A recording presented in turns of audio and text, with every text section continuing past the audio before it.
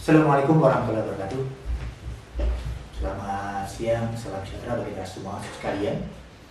Pada sesi kali ini, sesi literasi, saya akan mengulas tentang relasi antara negara dan agama. Saya kira ini menarik karena perdebatan di publik sebetulnya ini juga sangat erat kaitan dengan itu. Meskipun sejatinya para bernegara pada saat perdebatan yang muncul di sidang-sidang PPKI sebetulnya ini juga muncul. Ada beberapa pandangan tokoh bangsa yang mengulas ini, ya, baik secara eksplisit maupun implisit. Nah, kali ini sebagai diskusi pembuka, silakan disimak dulu video yang sebelumnya saya rekam, bagaimana relasi antara agama dan negara dari sisi historis yang dikaitkan dengan konsep khilafah. Video ini adalah pandangan dari Prof. Azumardi Azra, ya, hasil webinar kami pusat, ya, yang membahas tentang relasi agama dan negara. Silakan menyaksikan video berikut ini. Bismillahirrahmanirrahim. Assalamualaikum warahmatullahi wabarakatuh. Waalaikumsalam warahmatullahi wabarakatuh. Alhamdulillahilladzi arsala rasulahu bil huda wa dinil haq liyuzhirahu ala dini kulli wa kafa billahi syahida. Sudah la ilaha illallah wahdahu la syarikalah wa asyhadu anna Muhammadan abduhu wa rasuluhu la nabiyya ba'dah.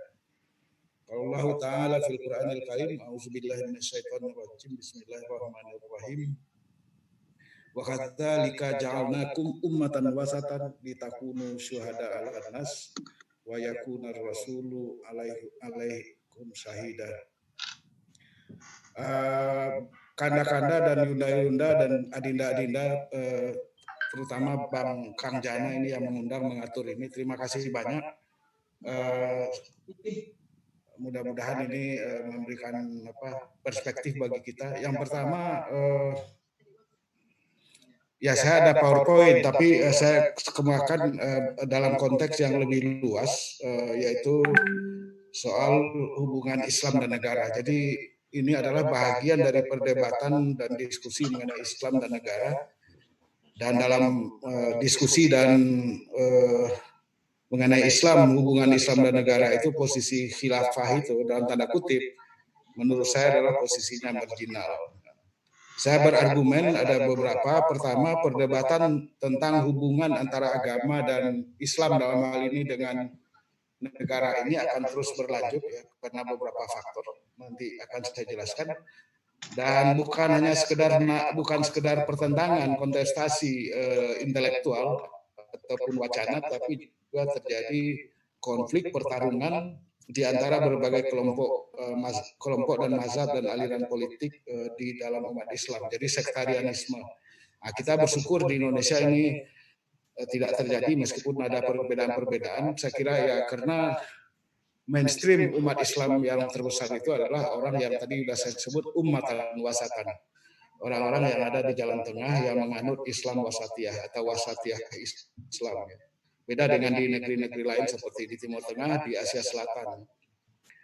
Nah, kemudian ini mengakibatkan instabilitas di banyak negara, ya. Sejak Perang Dunia Kedua terutama terjadi instabilitas di negara-negara Muslim, Mesir, Libya sampai sekarang, dan kemudian Syria, Irak dan seterusnya itu.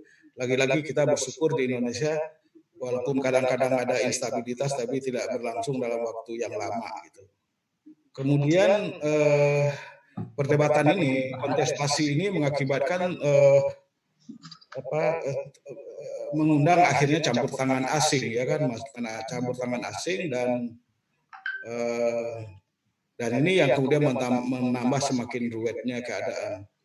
Nah, kenapa pertikaian ini terus berlanjut? Ya, yang pertama ya karena ketiadaan konsep yang jelas dalam Al-Quran dan hadis. Tidak ada panduan ya yang eksplisit, yang jelas mengenai bagaimana negara Islam itu harus, atau posisi Islam di dalam negara itu.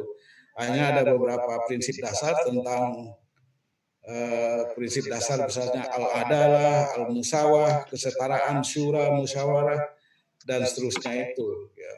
Dan akibatnya apa atau hasilnya adalah berbagai model negara di dalam masyarakat Muslim itu terjadi berbagai model, ya. Kemudian juga ada di antara bagian umat Islam yang masih sangat percaya adanya integrasi antara agama dan negara, ya kan? Bahkan Al-Quran itu menjadi konstitusi misalnya. Dan ini terutama terjadi begini sebagai reaksi respon terhadap terjadinya hard encounter atau harsh encounter, pertemuan-pertemuan keras di antara masyarakat Muslim dengan Eropa, kekuatan Eropa, mulai dari misalnya di Indonesia itu Belanda, Inggris, kemudian juga Prancis dan seterusnya. Ini jadi menjadi kontra wacana ataupun apalagi kemudian menguat konsep-konsep mengenai nation state, nation state, nasionalisme dan nation state. Nah, kemudian berikutnya yang kenapa pertikaian berlanjut nomor 2 cepat saja, yaitu karena masyarakat Muslim tidak pernah mengalami sekularisasi, di mana sebagaimana pernah dialami oleh Eropa ya. Sehingga terjadi pemisahan antara berikanlah hak kaisar kepada kaisar, hak paus kepada paus. Dan ini yang menjadi banyak diadopsi oleh negara barat dan kemudian juga ada sedikit negara Islam yang mengadopsi ini. Tapi kaum muslimin semuanya itu umumnya tidak mengalami lah gitu. Seperti itu. Kemudian yang terakhir, kenapa harus terus-menerus rame soal ini? Karena belum berhasilnya eksperimen sistem kenegaraan modern ala barat di banyak negara Islam atau negara Muslim. Sejak Perang Dunia Kedua, ketika negara-negara masyarakat Muslim merdeka, maka kemudian sampai sekarang pembangunannya nggak jalan karena negara-negara itu menjadi negara-negara otoriter ya. Coba aja lihat di Timur Tengah terutama ya, tidak ada prospek sampai sekarang ini untuk bisa maju ya, karena selalu terus ribut. Nah, berikutnya, sepanjang sejarah bentuk negara masyarakat Muslim itu ada beberapa. Yang pertama, yang paling awal itu adalah negara Madinah. Negara Madinah ini dalam literatur tidak disebut sebagai daulah Islamiyah, juga tidak disebut sebagai khilafah. Kekhalifahan juga tidak disebut. Yaitu negara di bawah pimpinan Rasulullah saja ya. Atau paling disebut sebagai negara Madinah. Negara yang cukup majemuk secara agama dan ras.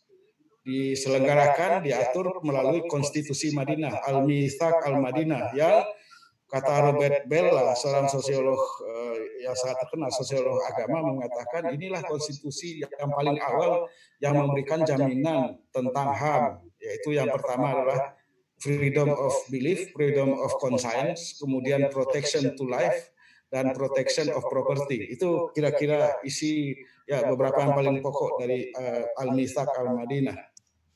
Kemudian setelah itu digantikan oleh yang disebut sebagai Al-Khulafa Ar-Rasyidun atau Al-Khilafah Ar-Rasyidah. Ya, yang 4 orang itu, yang pertama adalah Abu Bakar. Abu Bakar ini sebetulnya 3 hari Rasulullah itu meninggal dan mayatnya, jenazahnya itu terkatung-katung. Karena apa? Muhajirin dan Ansar ribut. Siapa yang menggantikan Rasulullah Muhammad SAW sebagai pemimpin? Masing-masing mengklaim, Muhajirun mengklaim, Ansar mengklaim. Akhirnya kemudian Umar yang terkenal keras gitu memaksa dalam tanda kutip Abu Bakar menjadi pemimpin pengganti Nabi ya. Abu Bakar mula-mula menolak tapi akhirnya nggak bisa menolak dan kemudian kaum muslimin semua berbaiat kepada Abu Bakar. Jadi selesai. Nah, ketika Abu Bakar menyebut dirinya, kekuasaannya, jabatannya itu sebagai Khalifatu Rasulillah, ya. Sebagai pengganti atau wakil dari Rasulullah, ya. Bukan Khalifatullah fil ard, bukan, ya itu lain lagi. Khalifatu Rasulillah. Nah, kemudian dia mewasiatkan yang menggantikan itu adalah Umar bin Khattab, ya kan? Umar bin Khattab ini mengganti sebutan Khalifatul Rasulillah itu menjadi Amirul Mukminin, Commander of the Faithful, panglima orang-orang yang beriman. Setelah itu Abu Bakar menominasikan 6 orang. Dari 6 orang itu yang paling kuat itu 2, Utsman bin Affan dan Ali.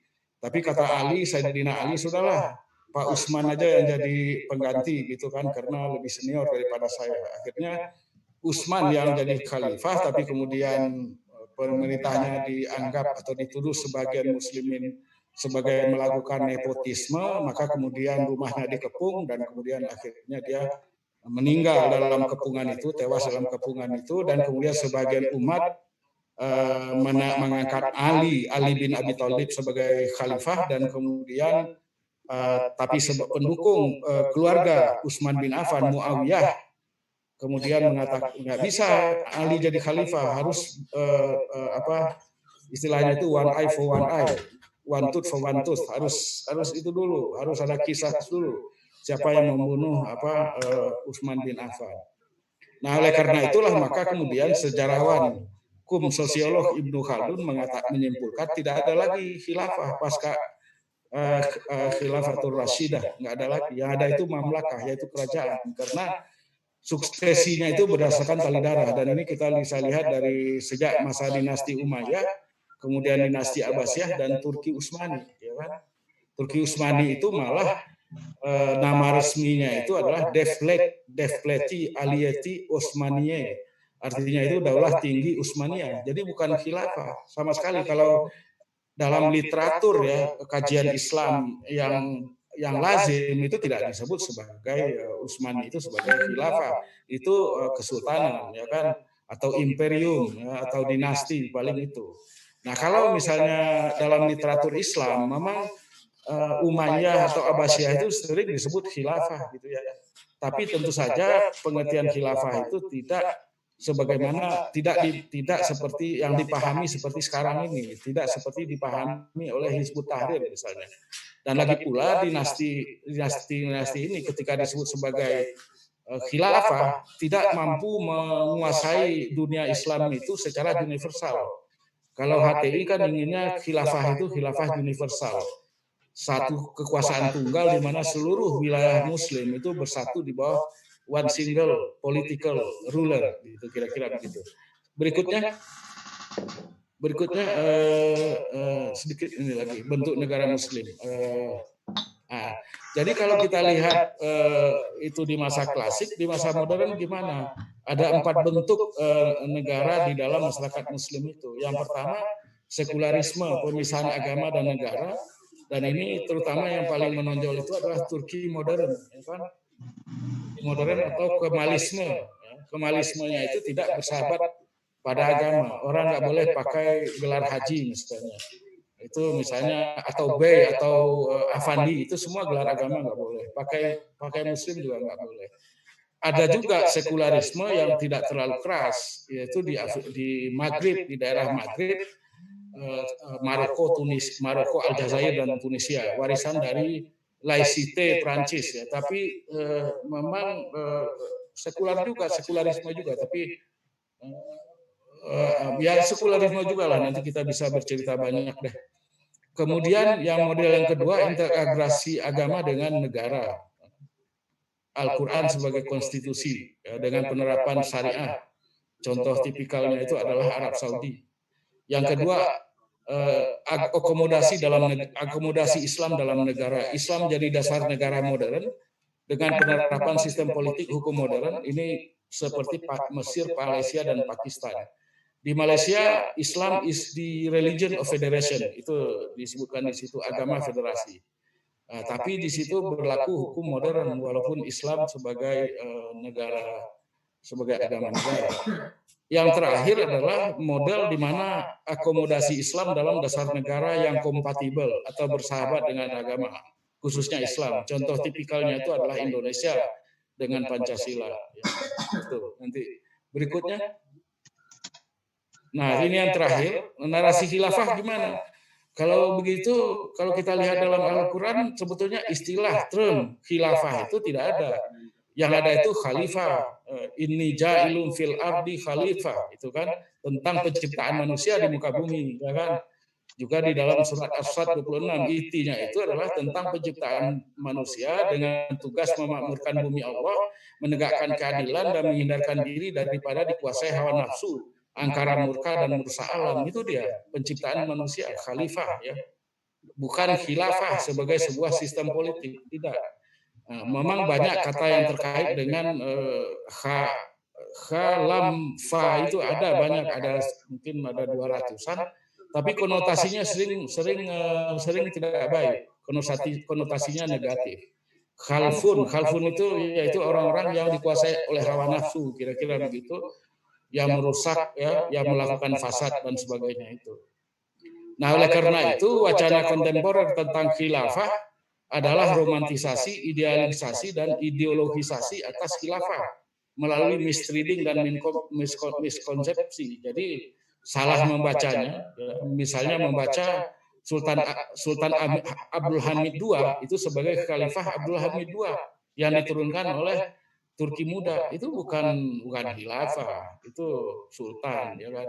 Dan miskonsepsi, ya, membuat konsepsi yang tidak secara akademik itu nggak bisa dipertanggungjawabkan.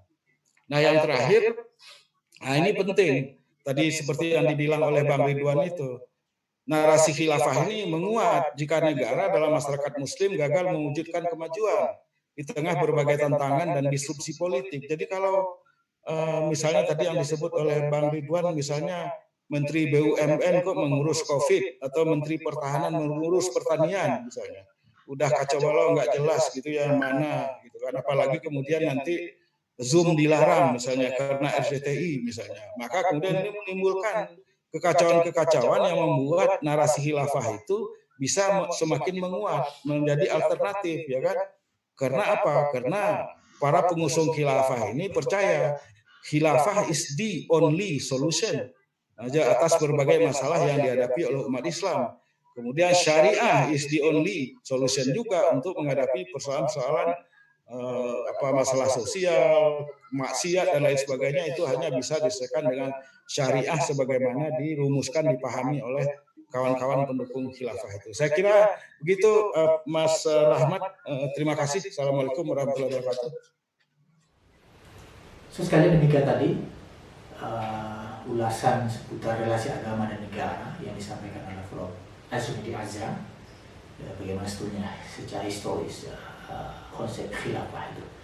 Nah, pada video berikutnya saya akan ulas bagaimana relasi antara agama dan negara yang saya ambil dari gagasan para pendidik negara yang muncul dalam sidang-sidang UPKI. Saya kira ini relevan ketika membahas itu, karena sekarang pun saya kira ada perdebatan yang menarik yang sebetulnya itu sudah jauh-jauh hari sudah diulas oleh para pendidik negara. Saya kira itu nanti silakan ikuti terus di channel saya ini. Terima kasih. Mohon maaf. Assalamualaikum warahmatullahi wabarakatuh. Bye-bye.